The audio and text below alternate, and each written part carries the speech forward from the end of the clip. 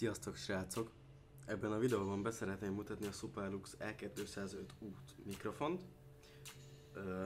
Amit tudni kell róla, ugye, hogy kondenzátoros, és ami nagyon-nagyon jó hangja van.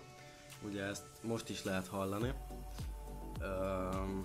Jár hozzá ugye egy popfilter, ha setben rendeled, ugye, meg jár hozzá talpa, ugye, amin áll. Mi mit mondjak róla? Szerintem nagyon megéri az árát.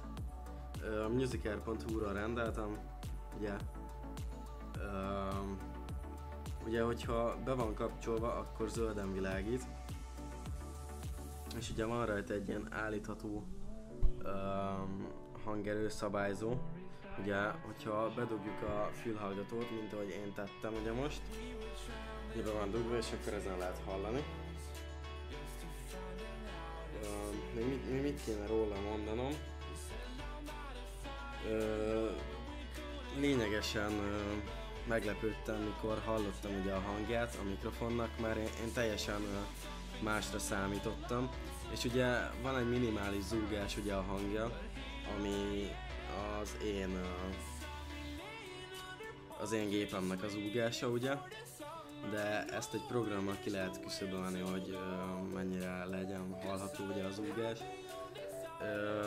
Hát még mit is kéne róla mondanom? Szerintem mindent elmondtam róla, amit kellett volna. Ugye? Szóval köszönöm szépen, hogy megnéztetek ezt a kis videót. Tetszett, iratkozz fel és lájkold. Sziasztok!